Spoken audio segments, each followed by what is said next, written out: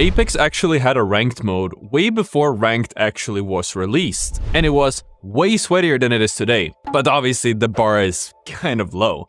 This mode turned the heads of the entire player base and made the hype for a proper ranked system that much bigger. So for all the young Apex players watching and for the old veterans, sit yourselves down by the campfire and let old Ottr tell you the story of Elite Queue.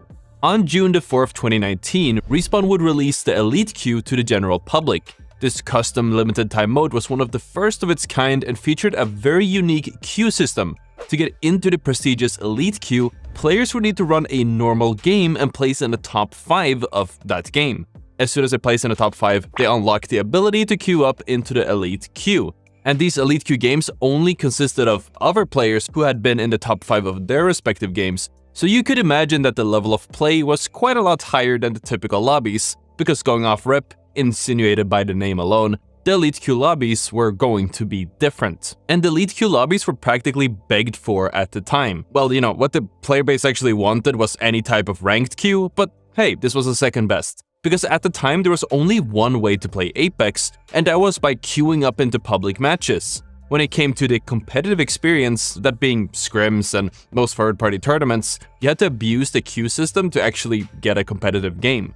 Sure, there were some very specific licensed tournaments that utilized a very private custom lobby system to host tournaments such as Twitch Rivals, the X Games, and more, but for most part, there were several scrims and tournaments being hosted every single day that were either in the form of kill races, where individuals would go in game and just try to get as many kills as possible against random opponents in a set amount of time, or queue snipes such as the so-called Apex Pro League, where several teams would go into a Discord server, listen to a countdown, and then all click ready at the same time in the hopes of getting into the same lobby in order to get more of a competitive experience. There were usually about 2 or so lobbies running, and they very rarely only filled up with teams who wanted to compete. There was usually a random team or two, so there wasn't really that much of a competitive experience for the players who wanted something more. Pubs were, pubs, and if you were a full stack, you were even more guaranteed to win every single game than you are today. So the introduction of Elite Queue helped bridge the gap between competitive Apex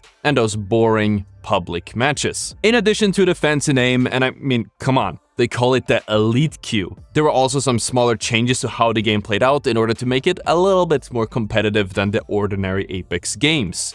The ring closed faster, and being outside of the ring did more damage. Just like how you have to get in the top 5 to be eligible to play in the Elite Queue in the first place, you also had to finish in the top 5 to remain in the Elite Queue system. Finishing in the top 5 would be tracked with the Elite Queue badge, which showed your longest streak of ending in the top 5 inside of the Elite Queue.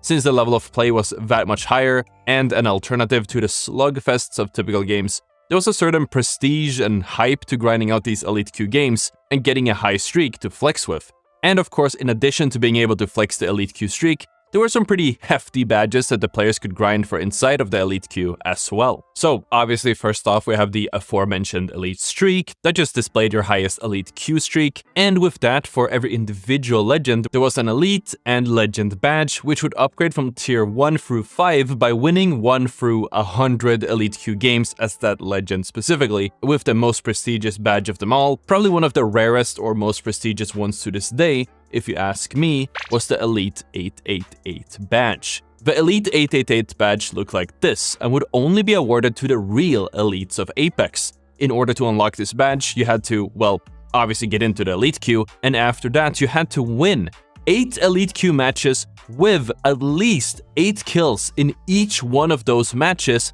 with 8 different legends. So, almost every legend you could play at the time.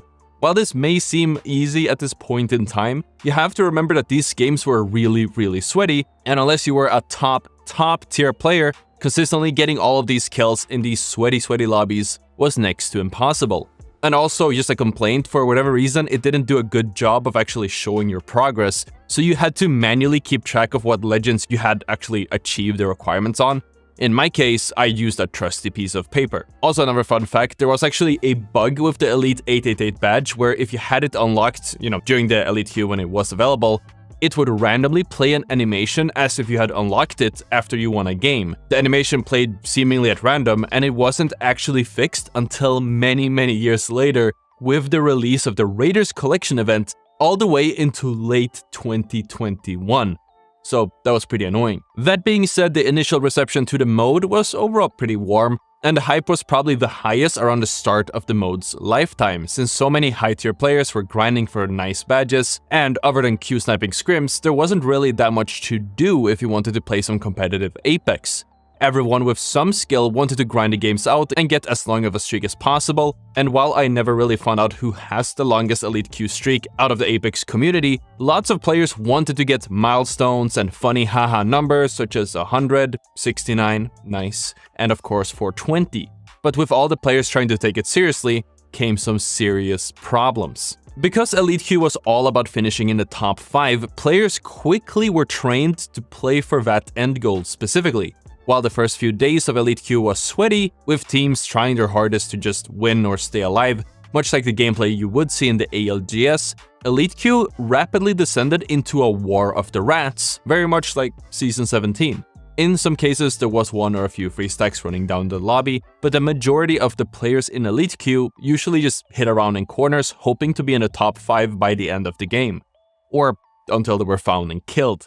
Some players even spent all of their time outside of the ring, healing up by abusing Lifeline and the fast heals to out-heal the zone's damage, just about anything to avoid losing that shiny top 5 streak. And if that doesn't sound like a real elite experience, I don't know what does. In addition to that, it was around this time that Apex started having its first run-in with cheaters. While sure, cheaters existed before and obviously still do now, they were absolutely overrunning most of the servers, especially in the Elite Q games, and made maintaining a good streak near impossible. Combine that with the countless bugs and the crashes that would straight up just take you out of the game, with the lack of a reconnect feature that wasn't actually added into Apex until years later, it was safe to say that even though the system did give some purpose, it caused quite a lot of frustration as well.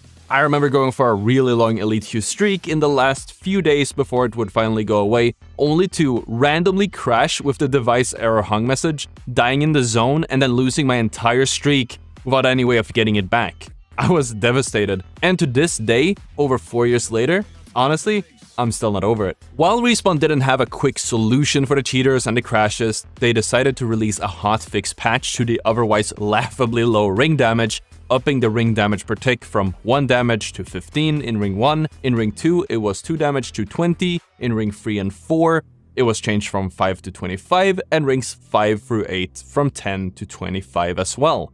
Which is quite a bit more damage than the player base was used to. But the thing is, Respawn didn't really tell us immediately, and somehow just let us know for ourselves.